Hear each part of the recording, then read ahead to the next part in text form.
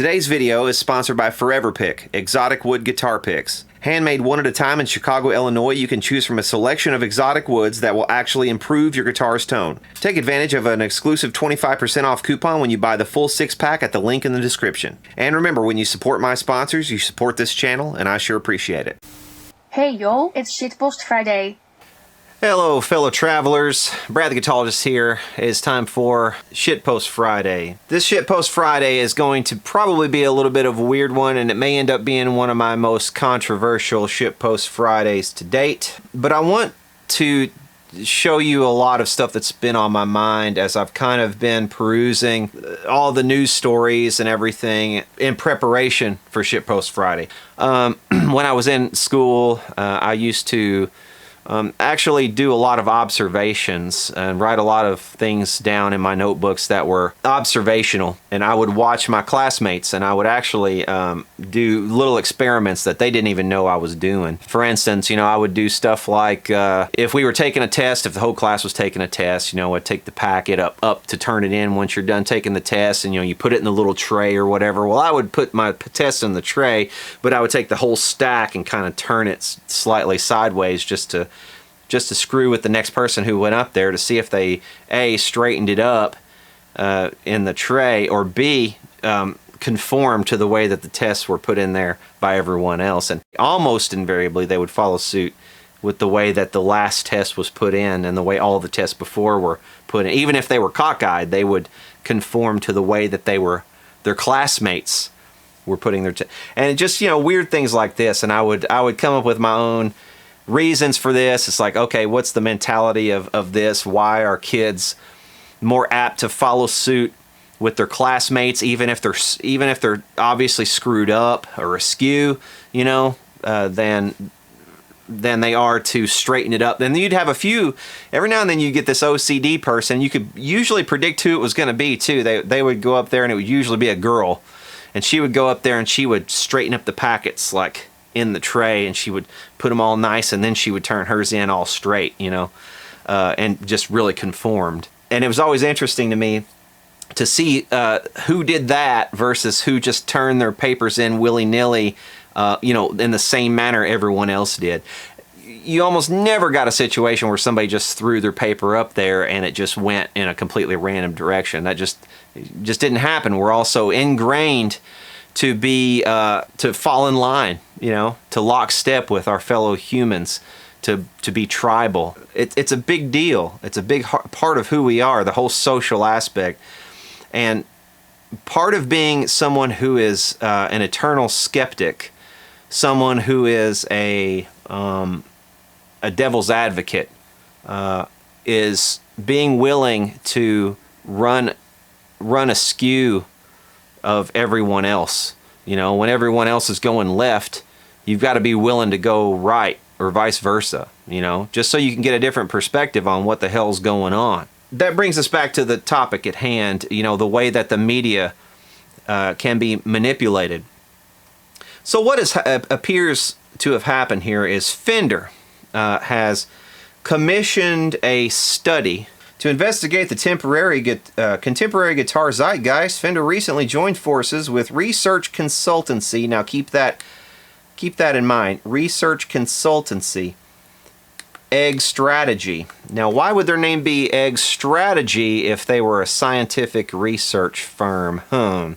Maybe that's because they're not scientific or research based at all. Maybe it's just that they are doing corporate strategy and PR. So they've teamed up with Egg Strategy and this McGill University neuroscientist. McGill University is in Montreal, Canada. The research covered 500 individuals in the US and the UK. The results were published in a report titled Illuminating the State of Today's Guitar Players. Well, here's the problem. Nowhere online have I been able to find any such report entitled Illuminating the State of Today's Guitar Players. It doesn't exist. If you can go to Google and type in quotations, Illuminating the State of Today's Guitar Players, and nothing comes up. Okay, so what they've done is they've hired this firm, Egg Strategy. Let's look at a little video of Egg Strategy here. This is on their Facebook page. I want to show you this.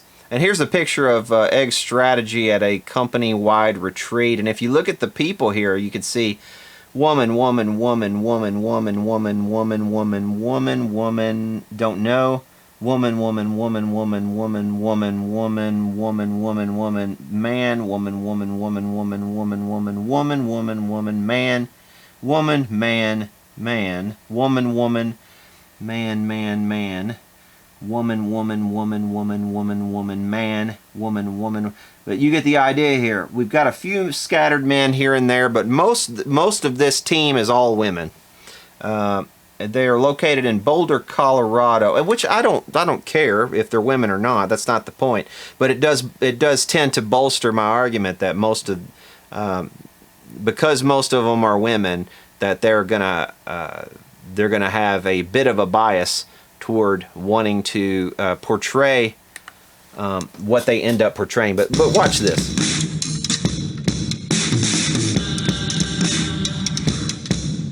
We serve a whole spectrum of different industries, from consumer packaged goods to pharmaceutical to automotive. We're currently working with one of the biggest beverage companies in the world, one of the biggest mobile phone companies in the world, but also smaller, progressive companies in apparel, cosmetics, publishing, other industries. So we're privileged to work with a really high caliber of client. We've definitely established certain proprietary thinking and methods and ways that we get to the insight that drives business. At Egg, our entire focus is about creating the emotional equity that powers the world's most famous brands.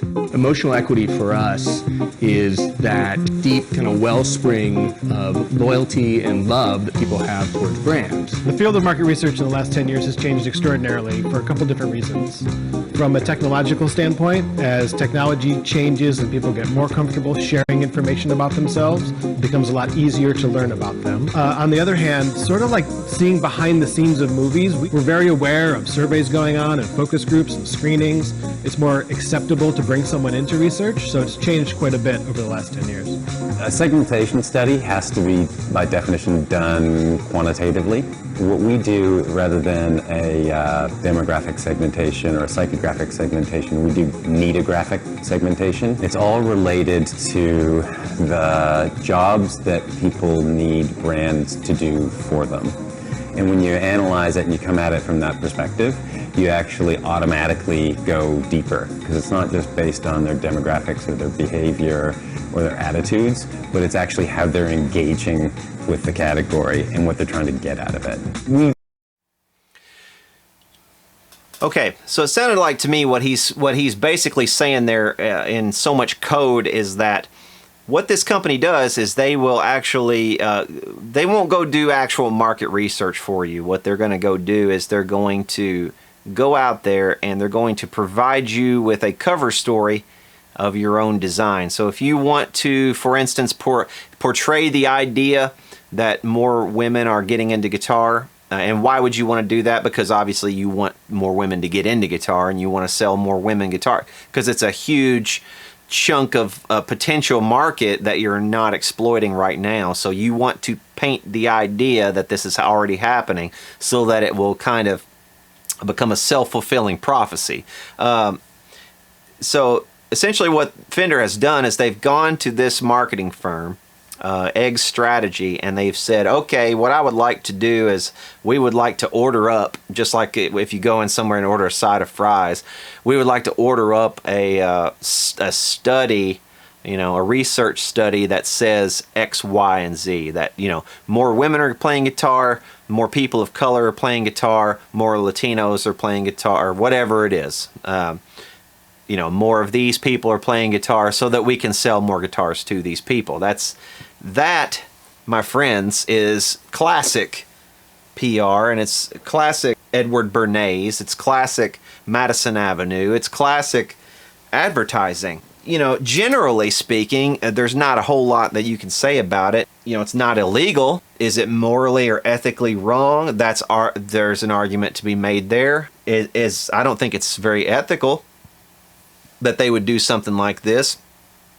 And I definitely don't think it's ethical that they would do this and not publish any kind of methodology how they arrived at this data set. They say they had a sample of 500 people. Well, where's the sample? We can't see anything related. Like if you go to Rasmussen polls, you can usually go and see how was the poll conducted, what questions were asked, how was the sampling done. So did they stand outside of major retailers and just ask people on the street? Did they call them up? Did they use landline phones? Did they use cell phones? Did they, younger people tend to have more cell phones, older people tend to still have landlines. You get the picture. You're going to get different demographics depending on who you ask and where you ask it. Like, for instance, if you put an ad in Women's Day magazine saying, we need people to respond to this research study, you're going to get a lot more women responding to your research study than if you had put the same ad in, say, Men's Day magazine or Men's Health or something like that. You're going to get a different demographic subset of people responding to your questionnaire. So it totally depends on how you do this. It totally depends on whether or not this study is repeatable. It has to be repeatable to be scientific. It has to be, you have to publish your findings in a way that, is clear and everyone can understand. They have not done that. If you go to if I could actually find it, which I cannot right at the moment, but if I could actually find it again, if you went to Fender's website and looked at the study, it's not a study at all. It's just a list of conclusions. It's basically a press release. That's all it is. And if that wasn't bad enough, if we didn't have this climate where pseudoscience and flat out lies and PR marketing is passed off as science, we have these media people coming in just eager, just wetting themselves to put this on their platforms. You had NPR the other day made a whole 5-minute segment about it, about how great it was that more women were playing guitar, and they give a few examples that really prove nothing. They don't question the results at all. There's no one asking the president of Fender, okay, well, how was the study conducted? Because even you admit that this seems contrary to reason. It seems like maybe 20 or 30% is more likely, but 50% of all new guitars sold are sold to women. Now, last week I questioned. I said, well, why would they question that? Why would they possibly, why would you question whether or not it was 50%? Why would you be surprised at that? What's so surprising about that? Women are 50% of the population, so why should you be surprised? That was actually my sarcastic way of asking, can this possibly be real? You're the CEO of Fender, and even you said you would have thought it would have been more like 20% or 30% maximum of women who are purchasing guitars right now for the first time. It makes no sense. But anyway, we push really hard to make sure that everything that we do turns into something actionable. We need to get to an insight that you can build something out of. Did you hear that? We make sure that everything we do is actionable. We need to find something that you can build something off of. So they go looking for something that you can build something off of. They go looking for that sound bite that you can put in a press release, that you can put out there, that will get top of the pops, that will get on NPR, that will get on Billboard magazine, that will get on New York Times, Washington Post, all of these publications. It was even in the damn Wall Street Journal. It's in the Business Times. Let's see, where else was this? This was published literally everywhere. Everywhere. They've got the same thing here. The guitar industry plays to hipsters, not rockers. Gone are the days when music was all about 15-minute long sweaty guitar solos by hairy men like Jimmy Page. That's been a problem for guitar makers. See, they're trying to move away from this. And if you go to a Fender's website, and you scroll down, you're gonna see like probably more girls on their homepage now than you'll see men. So they're actively trying to shift the demographics of who they're basically caring about in a way. They want people who are traditionally not guitar players to start being guitar players. In order to do that, they have to create this aspiration within these demographics, and that's why they're doing this. This is not to get too political, but this is very similar to what politicians do. They order up polls that show what they need them to show. Like, for instance, you know, if you're way behind in the polls, you know, if you can get a poll that says you're fairly close or within striking distance or within the margin of error, then that will rally your base of support again. You know, and they'll think, oh, maybe we can win after all. You're actually trying to falsely create reality and not reflect reality. I think that's the problem here. That's exactly what's going on. And to be honest with you, it's pretty transparent, and it's frankly gotten quite old. You know, if we read through some of this stuff, like let's see, when it comes to guitar, electric guitar in particular, Fender has 47% of the market share.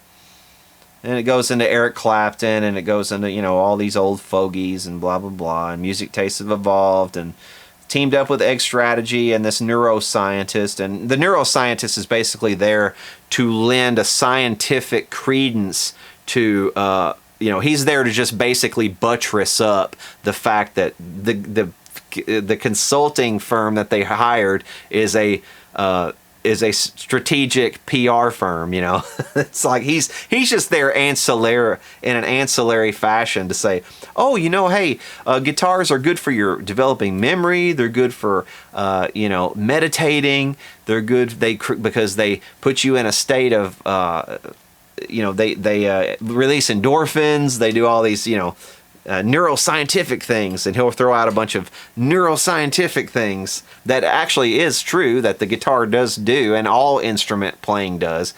But he's just there to buttress up the fact that, you know, we have this really flimsy ass Egg Strategy thing going that really isn't scientific at all. They haven't even released the methodology. I emailed the lady from Fender. I've spoken to her before about the Fender raid in the UK, and asked her for a quote. She's the PR person at Fender, and I emailed her about this as well, and I haven't heard back from her. Let me double check that. I don't think I've heard back from her.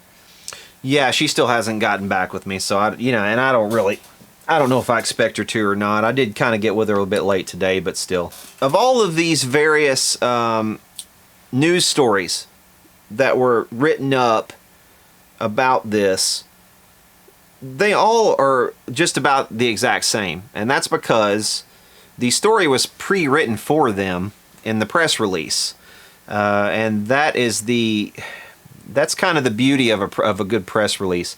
But as I was saying, you know, most of these articles are almost exactly the same, but this was interesting. Fender today released a study showing that women account for 50% of all beginner and aspirational players and define the emerging guitar market. Additionally, according to the report titled Illuminating the State of Today's Guitar Players, once again, this is a report that I can't find anywhere online. And I've looked on both Fender's website and their strategic partners website, and neither one of them seem to contain this information. Both African American and Hispanic consumers now represent a significant and growing share of new players. African Americans account for 19% of aspirational players, while Latin players make up 25% of beginners. Now that's interesting, the way that that's written, because you'll see there they refer to Latin players. If we go over here to this other website about this, She Shreds, which we talked about She Shreds last week, because this is run by a girl, and apparently she's, I don't know what the deal is, but if you read the same quote on her website, she actually decided to change Latin players to Latinx players. Right there, Latinx players. Now, what does that mean, Latinx? As you know, probably the Spanish language, you know, has male and female, so it has Latino and Latina. You know, so a Latino man would be a man, and a Latina would be a woman. You know, a Latin woman. Well, Fender in their original report got around this by just calling them Latin players, which is proper. But she chose to change that to Latinx players. So I guess that's the new thing. It's safe to say that the future of the guitar is hopeful, young, and diverse. The future of the guitar is black, brown, Wimexen. Yeah, they did that. Non-binary and LGBTQIA. That's the future. That's the future of the guitar, and according to them, the future of the guitar is in good hands. Well, personally, I have no problem with any of these groups of people playing the guitar. I mean, I would happily welcome them into the club. But the thing is, I don't think they want me in the club. That's what it seems like to me. You know, it's almost this whole, we're gonna take this away from the old white guy or something. You know, I just get the sense that I'm not welcome in this, and I get the sense that Fender is telling me also that I'm not welcome in this. What else am I supposed to take from this shit? So they commission this study to basically predetermine that women are an emerging market, which I believe that they probably are. I don't doubt that. But 50%, that I kind of doubt. And I would like to at least see their methodology in collecting that data, because I think it would be interesting to see how full of shit they actually are. And you know, this is nothing new. This is not something that, you know, just that's new to Fender. Fender didn't just invent this in one day. This kind of market research to, you know, to support a basically a marketing campaign is old hat. This stuff has been going on for a long time. And if you go to this this consultancy's website, look at this. If you go under careers, and if you wanted to get hired on at this company that did this research in very loose quotations, we're always looking for innovative thinkers. I bet you are. Unbridled optimists. The thing about optimists is that usually means that you're very young, because if you have a lot of optimism, then that usually means you're kind of an idiot, because the world is full of shitheads. And there, you know, there's a lot of bad in the world. It's okay to have some hope, but unbridled optimists, relationship experts, and strategic renegades to join our team of like-minded provocateurs. So they're not only doing market research, they are actually acting as provocateurs. So that tells they're social justice warriors, right? This is 110% bullshit. There's nothing scientific about any of this. You haven't published any of your findings. You have not put yourself up to peer review or even scrutiny. So no, what you're doing is not is not very innovative, frankly. What you're doing is the same thing that has been done for a long time on Madison Avenue and places like that. So what they have done in the past is they've actually, you know, they've had these big brands like Jameson, Mini, North Face, Vans. The lifestyle group, I guess they have their own lifestyle group, serves as a wide variety of industries and brands, from apparel to spirits to travel, which are often indicators of tribal identity and affiliation.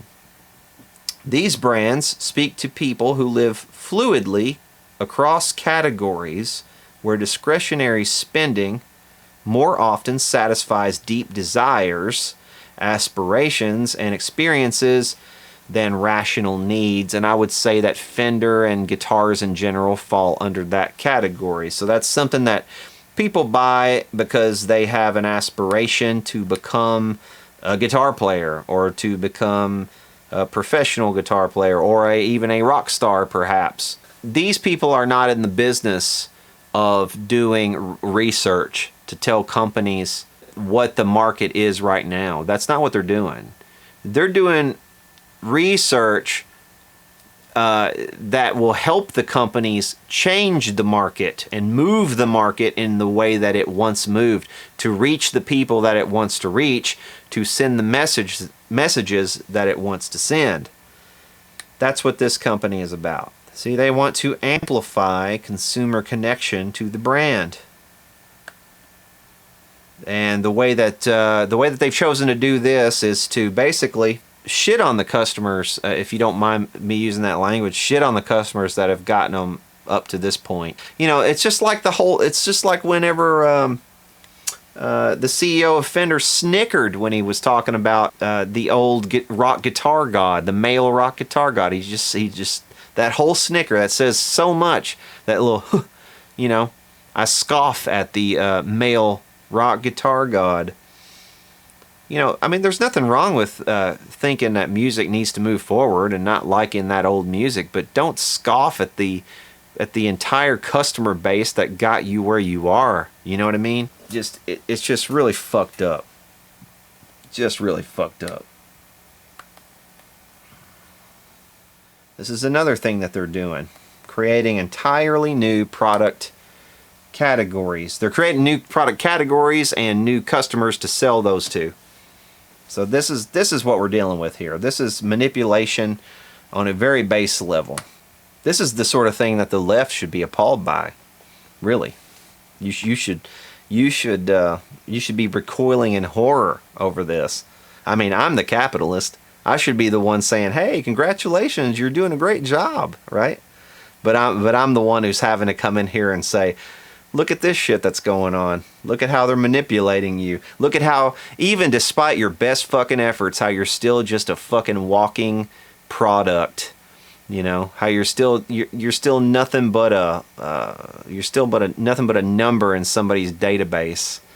You know, you're not special or unique or any of that stuff that you thought you were when you picked up that guitar. No, instead, you were subtly manipulated into doing that because you were the target of someone's marketing campaign."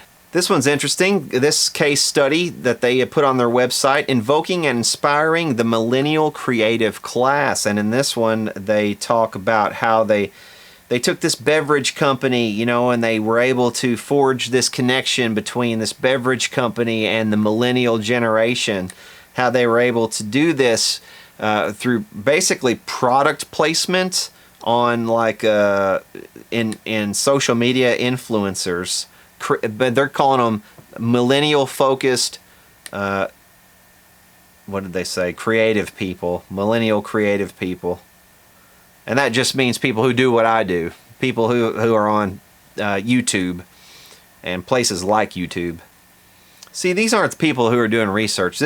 Egg helped design and refine a creative mentorship program which expanded the brand's influence beyond packaged goods into a fashion line, a film production company, and an arts venue space to display creative work. Now this is very interesting because this reminds me a lot of this other thing I read over here. Let's see, where is that? Here we go. YouTube videos are designed to trick people into wanting plastic surgery, study finds. Now this is probably a legitimate study because I do believe this is correct. I have seen these videos where, you know, this woman is like, oh, she's pretending that she's just kind of following herself as she got these laser treatments on her face, you know, ahead of her wedding because she had splotches and she needed these laser treatments. So she, you know, it's like, oh, like I'm just doing this, but I just wanted to document what I'm doing, you know, to my face and everything. And and you follow her along, and it's basically just this big long ass ad for these laser treatments, you know, where people trying to get people to go fry their fucking face. When you look into the laser treatment, I mean, you're talking about some really dangerous, the types of lasers that they're using. This isn't like it's a class of laser that could be giving you some serious problems in the future. This is not like something you should take lightly, but they're just like, oh, I just wanted to do it for my wedding. I wanted to look right on my wedding day, you know? But this is the kind of subtle manipulation that each and every one of us are exposed to each and every day. And do we know who's doing it and who isn't? You know, for all you know, I'm doing it. But you know, here's the thing: my ads are right up in front of the videos. You as an advertiser like me. You know, you like what I do, so you want to support what I do. That's the way I take it. You know, the more times this is seen, the more brand recognition you're supposed to generate, and this and that. But it's not like you're trying to manipulate somebody into believing something that isn't even fucking true. You know, like in the case of, I'll just give you an example. In the case of Forever Pick, for instance, you know, they do claim, I guess, some controversial thing like it would change your the tone of your guitar, but it actually does change the tone of your guitar whenever you use one of those picks, and I've demonstrated that on this channel. So you know, I don't think it's a wild, unsupported claim. I've actually shown how it's true. So you know, that's just one example, but that's. Man, there's so much crap, especially on YouTube, where you just don't even realize that it's an ad. And, you know, it seems like part of a video, or the whole video could be an ad. And this is a very interesting article, and this buttresses everything that I've been saying. The title of this article is, "In Advertising, You Often Find Bullshit Masquerading as Science." And that's exactly what you have here in the case of this study put out by Fender. Unfortunately, I mean, it may very well be true, the claims that they're making, but the problem is they have not put them up to scientific scrutiny of any kind. They haven't published their methodology for data collecting. They haven't published the data itself in its raw form. They haven't published any of the questions that they asked and how they asked them and where they asked them, and you know, none of this stuff, none of the nuts and bolts of the study were released. And in fact, you can't even find you can't even find, if you put in the title of the study, you can't even find it anywhere online. So it can't be peer reviewed. That's one of the first things that you need in order for it to be science. But this is interesting. The metrics you get from social networks, the data you get from consultants, and the reports you get from your agency are all unreliable at best and bullshit at worst, argues Bob Hoffman. There was a time when I taught science for a living. Don't get the wrong idea, I know very little about science. The only reason I was doing it was that it was impossible for the New York City Board of Education to find enough qualified people. Later on in life, I served for a year as a special assistant to the executive director of the California Academy of Sciences. Once again, it had nothing to do with my credentials in science. It had to do with their need to do better marketing for their scientific endeavors. However meager my background in science, hanging around with scientists and science teachers taught me one thing very clearly. There is a big difference between facts and bullshit. And to put it simply, in the advertising industry, the science we get is terrible. It is mostly conducted by interested parties with a point to prove. In the real world of science, research that is conducted by interested parties is viewed with great skepticism. Here's the thing about skepticism. The thing about skepticism is you are going to be an asshole. If you are a skeptic, if you are a devil's advocate, if you are somebody who asks questions and puts his hand up in the middle of the seminar and says, but hang on, Tony Robbins, you know, does this always work? And also, or how did you arrive at this conclusion? Or, hey, excuse me, but, you know, you're going to be the asshole. People are going to turn around in their chairs and they're going to glare at you, and they're going to, you know, they're going to look down their noses at you, and they're going to try to make you feel like you're an alien in an alien world.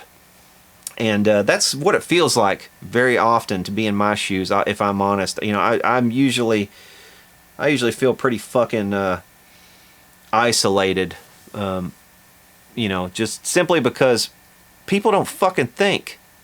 People don't fucking think. We're so tribal. There's no critical thought. People don't step back and say, hang on a second.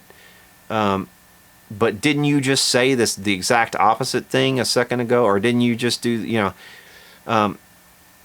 know, And this is the thing. I've said it a million times. The more you speak, the more you're going to contradict yourself. So the wise man actually shuts his fucking mouth and goes on the mountaintop, and he goes forever and ever, and he closes his fucking eyes.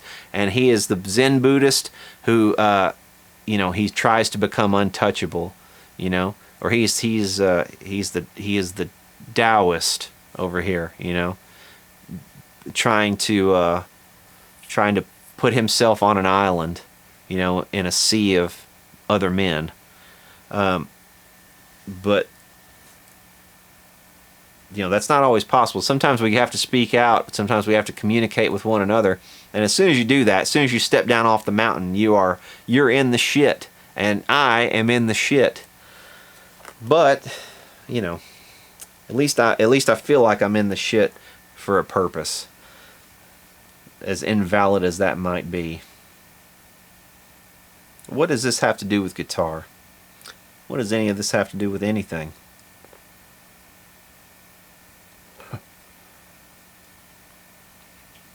Back to this. In the real world of science, research must be validated and verified by disinterested third parties before anyone takes it seriously.